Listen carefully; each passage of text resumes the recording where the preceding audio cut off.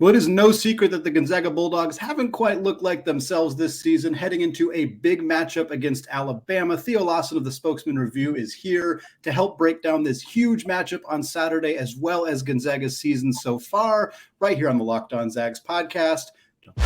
You are Locked On Zags, your daily podcast on the Gonzaga Bulldogs.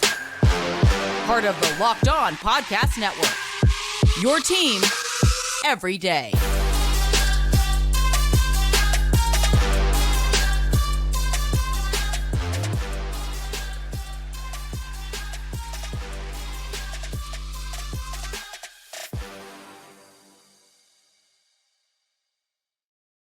What is going on, y'all? Welcome to the Locked On Zags podcast, part of the Locked On Podcast Network, your team every day. I am your host and longtime Gonzaga podcaster, Andy Patton, here to give you daily reports through another season of Gonzaga Hoops.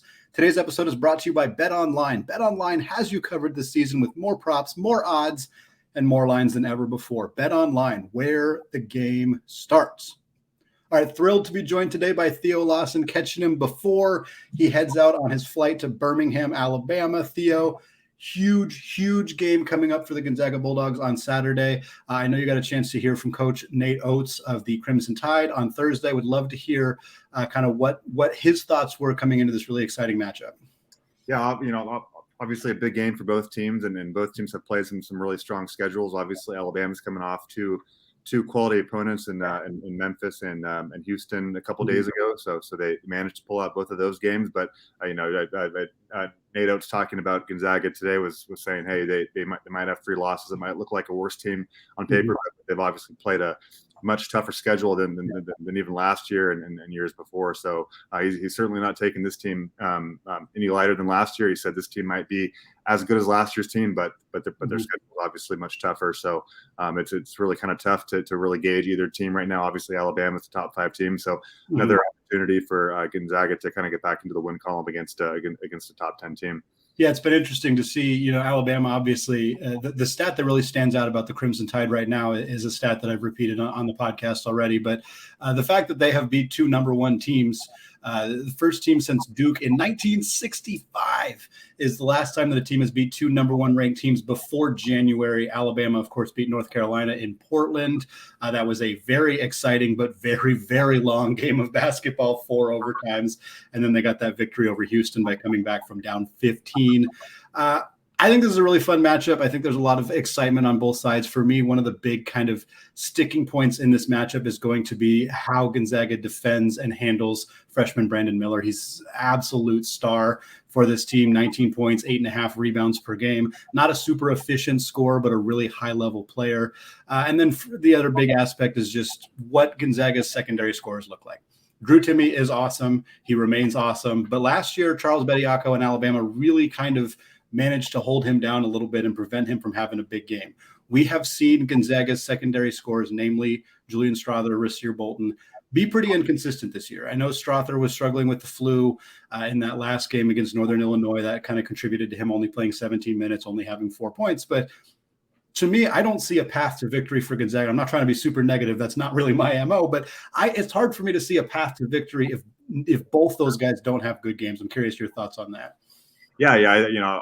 Obviously, if you look at Gonzaga's big games this year, Drew Timme managed to step up against Michigan State, and Gonzaga didn't really need a big secondary score in that game because there weren't a lot of points scored on the aircraft carrier. So Drew could score about 20, and then that was pretty much good enough in that game. But obviously against Purdue, Texas, and some of these other big name teams, they've needed another guy to score up and step up and score 15 to 20 points a game, and they've maybe had Rasir Bolton do it at certain points, and maybe Malachi Smith at other points, but Julian Strawther too. So it's certainly a situation where they probably need someone like a Julian Strawther to step up, and he's kind of been the most likely candidate, and he's the guy that people are talking about as being a projected, potentially first-round pick if he's able to climb his way into the first round of the draft. But he needs to kind of prove that he's worth it. And this is certainly another stage where Strawther and Bolton and Malachi Smith can kind of step up. And Drew obviously needs help. And some of these guys have stepped up against the smaller opponents, but certainly against a team like Alabama, even if Drew does score 25 points, it's probably not enough if he's not another 15-point scorer. Yeah, absolutely. I'm with you 100% on that. And I think it'll be interesting because you're right. There have been situations where other players for Gonzaga have stepped up to the point where it's almost like we don't know who is going to be that guy game in and game out. I mean, heck, Ben Gregg had 18 against Northern Illinois, which was fantastic to see. Malachi Smith was awesome in that game. Hunter Salas has been fantastic the last few games, primarily on the defensive end of the floor. But we are seeing Gonzaga's second unit, the bench players, kind of step up and be more contributors than they were early in the year. I think as they kind of get more acclimated to their role, their situation. I know Mark Few has been very adamant that playing for this team is a privilege. It is not a right. And for guys like Ben Gregg to earn that playing time and continue to kind of be a part of the mix has been fantastic. But it's easier to play 7 or 8 or even 9 guys against Northern Illinois. It's a little bit tougher to do that against Alabama. And I'm curious, you mentioned Malachi Smith already, and I'm sure that he's probably the top answer here, but I'm curious of Gonzaga's second unit, who you really expect or think needs to step up for Gonzaga to pull out a victory on Saturday. Yeah, definitely offensively, you probably have to go with Malachi Smith. He's a dead-eye 3-point shooter. He has to make the 3-point shots in a big game like this. He's going to be playing closer to home, so closer to kind of where he was. I think he's supposed to have a few more family members at this game, so it's kind of more of a home game for him and even Rozier Bolton and Efton Reed. I'm not sure how much Efton Reed plays in this game, but he's kind of another guy that's kind of coming back home-ish, I guess you could say. So definitely Malachi Smith on the offensive end, but you mentioned Hunter Salas, and I think it is a game where Hunter Salas' athleticism and length really kind of comes into play against a pretty athletic backcourt in Alabama, and obviously a backcourt that we saw last year can shoot the heck out of the ball. So Hunter Salas is going to have to play some big minutes and hopefully defend the perimeter a little bit and give Gonzaga a chance to get some stops and then potentially push the ball in transition. Nate Oats talked today about Alabama's transition defense wasn't very good against Memphis, and he said Gonzaga's transition offense is a lot better than Memphis. So if Alabama has any success, they have to stop Gonzaga's transition offense. So it's going to kind of be those two things. And if Hunter Salas can kind of cause some havoc and in Alabama's backcourt and defend some 3-point shots, and obviously limiting those 3-point opportunities from Alabama is going to be a huge key in this game. Yeah, absolutely. I'm with you 100% on that, Theo. I know that Nate Oats also talked a little bit about Drew Timme during his press conference, kind of talked about how he did do a visit out there, checked out the campus, obviously chose to came to Gonzaga, and it kind of puts them in a spot where they'd really like to beat him twice. I'm curious if you had any thoughts on those comments from Oats. Yeah, I thought it was funny that he kind of mentioned that and said maybe Drew Timme should have come to Alabama, and then immediately backtracked and said no, he made a good choice. He's at Gonzaga, obviously. He's an All-American at Gonzaga, went to a national championship game. I don't think Drew is regretting his decision one bit, but obviously he was kind of speaking about Alabama's growth the last 3 years, where maybe 3 years ago someone like Drew Timme isn't looking at Alabama, and now they're getting players who obviously are more highly rated and recruiting wise than Drew Timme was in high school. And obviously you look at JD Davison last year and Brandon Miller this year, they've really kind of taken that next step as a program, and they're not just 1 or 2 guys. They're really playing well as a team. And so he had a lot of praise for Drew Timme. Drew Timme scored pretty well in that game last year, but wasn't as efficient as we're used to seeing Drew Timme. I believe he was something like 10 of 19, 10 of 20. So they did a good job of kind of holding his efficiency down and making other players score. And I imagine it's going to be the same situation this year with Bediako, and they probably have a few options for covering Drew Timme, and have seen him once, so they probably have a better idea of how to guard him. And if you can look at some of the games that Baylor and Xavier have played against Drew Timme, they can probably take a few keys from teams like that. Absolutely. Well, Theo and I are going to come back in the second segment. We're going to take a look at Gonzaga more as a whole this season. Obviously, like we said, 3 losses is unusual for this team at this point in the year, but this is still a really, really solid team. And we're going to take a look at what it's going to take for this team to be back in the conversation in March. But before we do that, I want to talk to you all about BetOnline. College basketball and the NBA are back in action. Of course, college football is getting into their bowl seasons, and the NFL continues through the month of December. BetOnline.net is your number one source for all of your betting needs and sports information, from all the latest odds, contests, and player props, you name it.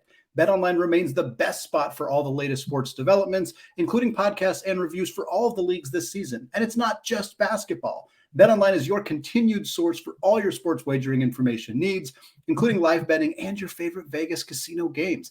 They even have lines for coaching changes across every major sport, so even in the offseason, you can get your fix. Head to the website today or use your mobile device to learn more about the trends and action. BetOnline, where the game starts. All right, segment 2, still Andy Patton, still locked on Zags, still here chatting with Theo Lawson of the Spokesman-Review. Theo, I want to talk a little bit more broadly about the team this season. I think the biggest story about this team has been obviously the loss of Chet Holmgren and Andrew Nembhard. We knew that was going to be a tough pill to swallow. Anytime you lose two players who were the top 31 picks in the NBA draft, Andrew Nembhard looking like a player who probably should have gone earlier in the first round. He has been fantastic in his NBA career so far. I'm curious, just as somebody, you obviously were around the team last year, been around the team this year, kind of if you have a feeling or a sense of almost which player they're missing more, because I think on paper, you could kind of look at both and really see a strong case for both these guys and how much it's impacting this team. That's a really, really, really tough question because both are so impactful. And I really think the fact that it is a tough question is such a compliment to Andrew Nembhard and how good he was for this team. Because I think if you ask the casual college basketball fan which player does Gonzaga miss more, 99% would say Chet. And then we both watched this team last year, watched every game, and we know how impactful Andrew was. And I almost think that what this year's team is missing more is a great point guard. And not to say Nolan Hickman isn't a good point guard, but it took Andrew Nembhard 4 years to become the player that he became. And so it takes a while to develop, and obviously develop in Gonzaga's system. But I still probably would go Chet if I had to pick one of the two.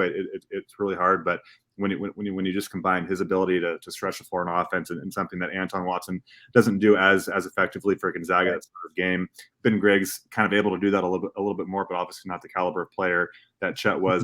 But I think when you just look at the defense, the offense, his ability to alter so many shots around the rim and basically just change the way teams played offense against Gonzaga. They weren't taking shots around the rim, and so that allowed Gonzaga's perimeter defenders to take more chances and more steals, things like that. So I probably would have to go Chet, but obviously Andrew Nembhard, he's been great in the NBA. He played pretty well against my Warriors a couple of weeks ago, which really didn't make me happy. But he's been great, and so I think you would take either certainly on this year's team. Yeah, 100%. It's funny because one of the primary arguments that I have seen discussed about how Gonzaga actually misses Nembhard more is because of Gonzaga's struggles getting out in transition. And the transition offense has not been as good. And I think, again, that's an on-paper look of, well, they lost their veteran point guard. He was great at getting out in transition. That's why they're worse in transition. And certainly that is an element to it. But I actually think the loss of Chet has significantly impacted them into the transition offense as well, because they could kind of cheat a few guys out and get people out running out in transition because Chet had a 9-foot wingspan or whatever and was just gobbled up every single defensive rebound and was very good at immediately getting outlet passes out there. So for me, one thing we saw Gonzaga do, and I think they're going to need to do it in this Alabama game, is you have to aggressively crash the defensive glass, and doing so kind of prevents you from getting out in transition. I'm really curious how that's going to shake out in this game, because I do think transition offense is a big key. But at the same time, if you try to cheat out too much and you let Julian get out there and not crash the glass, you're going to have an issue where Alabama's just going to be gobbling up all these offensive rebounds. So I'm very curious the difference, the Chet and Andrew conversation. It's unfortunate that it's a big part of the discourse around this team this year, because if they didn't have any losses, I doubt we'd be talking about it, I guess is one way to put it. But kind of sticking with that theme and talking a little bit more about this team and the good and the bad we've seen, like for Gonzaga to be in the conversation for let's say a top 2 seed in March, because getting a number 1 seed is going to be tough. It's not impossible, but it's going to be tough. But if Gonzaga wants to be on the 1 line or the 2 line, I'm curious what you think is the most important thing that needs to change from now, here, December 15th, as we record this, until March. Like what is the biggest thing that needs to change for this team to be in that conversation at that time? I think we kind of touched on it before. Is just the consistency across the board from players that don't wear number 2. It's going to have to be Julian Strawther playing well almost every game. He doesn't need to play well every single game, especially not in every WCC game. But Malachi Smith, Brazier Bolton, Julian Strawther, Anton Watson, all those guys have to be more consistent. And Mark Few touched on that after the Northern Illinois game. We asked about Ben Gregg and Hunter Salas, and he said, yeah, they've both been good. They were both good today, but it's kind of been up and down. Right.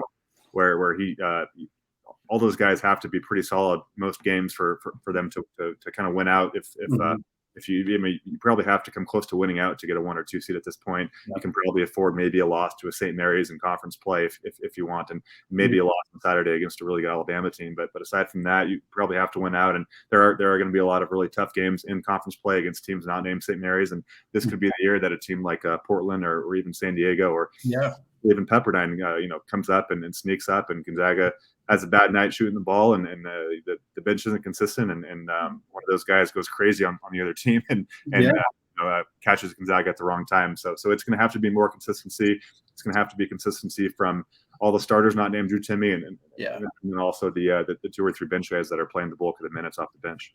Yeah, I'm with you 100%. It's one of those things where we see 2 or 3 guys seem to have good games alongside Drew Timme, and we just haven't seen very many 5 or 6 guys having a good game. And part of that is the challenging non-conference schedule. Kind of what I want to talk about next is like, this was a ridiculous schedule. I mean, there's no other possible way to look at it. Even some of the games that Gonzaga didn't necessarily expect to be playing, like Purdue wouldn't have been on paper the opponent you would think would be, one of Gonzaga's losses or one of Gonzaga's good losses, but Purdue's incredible. They're a fantastic basketball team. And Texas, of course, has been number 1 on KenPom or number 2 on KenPom for large chunks of the season, is still a top 5 team even after securing a loss. And obviously Baylor's fantastic team as well. So for me, like, Mark Few intentionally went out and was like, we're going to play this really tough stretch. We're going to play Bama. We're going to play Baylor, Kentucky, Michigan State, et cetera, et cetera.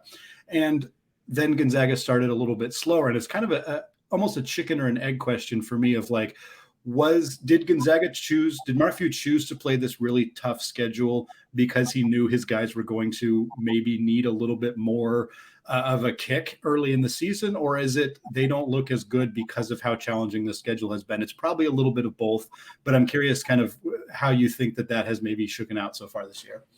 I definitely think a few of these teams have been better than Mark Few probably projected when he put this together. Obviously, Texas is probably one of those teams that wasn't supposed to be a top 5 team when they played.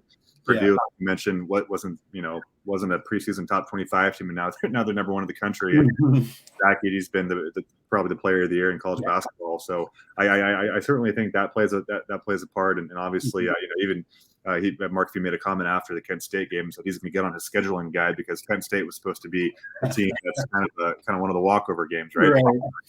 They weren't, and even Washington, team that has a bunch of Power 5 players. Keon Brooks is a great player, so they haven't had any really soft outs aside from a couple of games in North Florida. Portland State was a scrappy team. So I definitely think it's been harder than Mark Few expected. I think this is kind of the team that needs that challenge, and then obviously you hope that it pays off down the road. But it's hard to tell. It's hard to tell right now in December whether that is going to pay off. I think we'll have a better idea in kind of the first week of the NCAA tournament if the schedule paid off, if they look ready to play one of these teams in March, or if they're just kind of too inexperienced and too young and not as talented of a team to be able to handle the test in March. So I think it's just too early to kind of say right now. I think by the end of the year, Mark Few will have a better idea of whether it was a good idea to play all these games, or if maybe next year you soften it up a little bit and throw a few more home games against KenPom 300 teams and take away some of the Purdue and Texas games.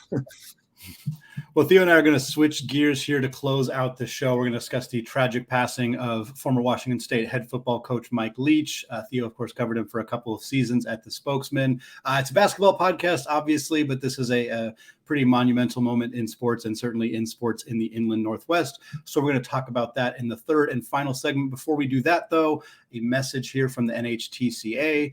You're hanging out with some friends and putting back a few drinks. A few becomes a few too many.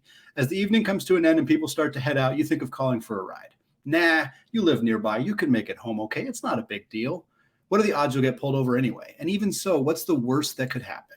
Everyone knows about the risks of driving drunk. The results are tragic and often deadly. However, that still doesn't stop everyone from getting behind the wheel when under the influence. That's why police officers are out there right now looking for impaired drivers on the roads to save lives. So if you think you're okay to drive after a few drinks, think again. Play it safe and plan ahead to get a ride. It only takes one mistake to change your life or someone else's forever. Drive sober or get pulled over.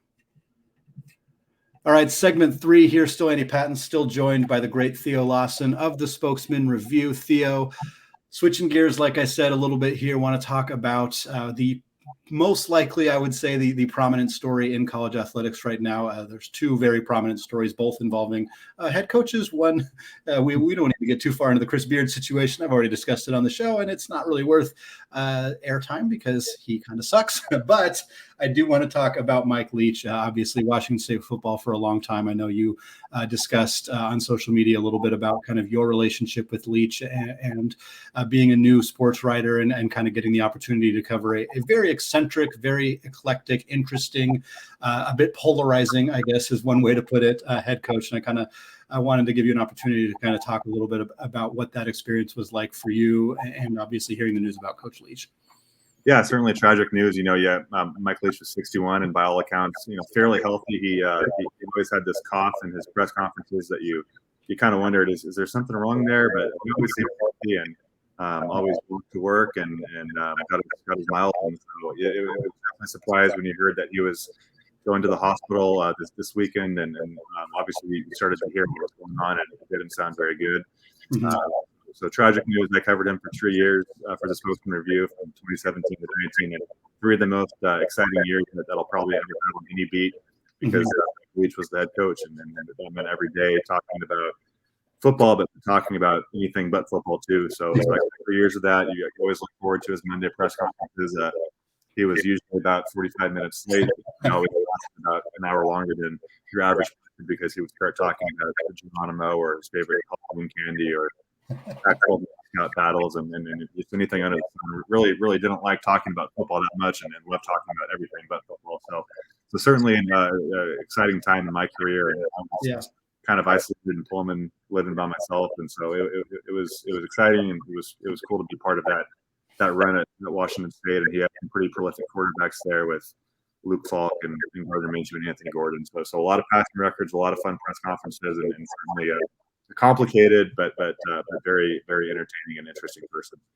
It's funny for me in my writing career, in my sports reporting career, the first coach that I ever really interacted with on a regular basis was when I was covering the Seahawks, and that was Pete Carroll, 2017, 2018. And Pete's an interesting guy, but he's also a pretty fake guy. And everybody knows that when you cover the team. It's not that he's like outright lying or lying more than other coaches. All coaches lie. That's just part of how this industry works. But Leach was very much not as much that. Like, I'm not sure how much he fibbed the truth about players and stuff like that. That's again part of the gig, but he was very authentic in ways that again were sometimes polarizing. He might voice opinions that people didn't necessarily agree with, and may come under fire a little bit for that. But I think in an industry where people are so often guarded and so often not necessarily willing to be themselves, or even if they are themselves, they're just only showing you a little bit. It didn't seem like that was the case with Leach, and you've obviously covered multiple coaches at Washington State. Obviously, you've covered the Gonzaga coaching staffs as well. Like, how unique is it to have a coach who is willing to be more authentic and also willing to talk about things unbelievably irrelevant to football? Yeah, it's very unique. Obviously, a lot of college coaches, football and basketball especially, are very ego-driven, and they have egos, and that's their whole life is football, their whole life is basketball, and that consumes them. And Mike Leach was never willing to be someone who let their life be consumed by football. He traveled internationally. He had a place in Key West that he went to. He had all these hobbies. He loved to read. He had a law degree. He taught a class at Washington State for a semester. So he certainly was someone who was more than a football coach, and I really appreciated his authenticity, and he certainly was very blunt, was very honest, almost to a fault sometimes, and certainly that created a lot of controversy around him. He was willing to endorse political candidates in Spokane, and that didn't sit well with people. And some of the stuff that he shared on social media didn't sit well with people. But I appreciated kind of all he was, and then you obviously kind of had to take what you got with Mike Leach, because you either had some of it or you had none of it, I guess. So I kind of appreciated that. And for me as a beat reporter, all you kind of want to cover is someone who's interesting, and he's certainly interesting. And then you don't always get that covering college football coaches and basketball coaches who are very consumed by their egos. And Mike Leach was such an interesting person. I talked to Luke Falk, their quarterback, today. I'm working on a story just about kind of the experiences he had with his quarterbacks. And Luke Falk told me a story about going into halftime at Oregon State. They were down 24-7 and 24-6, and Mike Leach is in the coach's room learning Spanish on Rosetta Stone. By 17, 16 points against Oregon State in Corvallis, and he's learning Spanish and says, it's not a big deal. We're going to go out there and kick their butt, basically. And it was a little bit more explicit than that, but I'll leave it anyway. So that just really kind of speaks to who he was, and you can appreciate someone like that because you don't get to cover people like that every day. And I could probably do this job for another 40 years, and I certainly won't come across anyone like Mike Leach. Well, 40 years is probably about how long it might take him to get up to the podium. It sounds like some of his legendary lateness with press conferences. I saw you made a joke about Nate Oats being late to his press conference as an homage to Mike Leach. I appreciated that. Theo, I want to thank you so much for taking time to come on the show.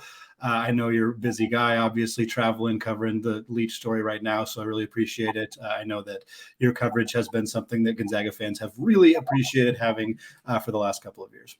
Yeah, thank you for having me anytime, and appreciate you having me on. And I'll be on a flight before we know it here at 5 a.m. and Friday morning. So should be fun and should be a fun weekend. And love all these big games. And kind of sad that we have just one more of the big non-conference games before we get to conference play. Yeah, it's gonna feel like it's gonna get quite a bit easier after this. The big games are fun, but I think for my heart health, if I had any hair, I'd have pulled it out by now for sure. Watching this team in the early going, but obviously we're going to get into a little bit easier part of the schedule, which is going to be nice for I think a lot of the fan base. That's going to do it for us today. I want to thank all of you so much for listening to the Locked On Zags podcast, checking it out on YouTube if you haven't done so yet already. We're going to be back next week. So once again, thank you all for listening, and go Zags.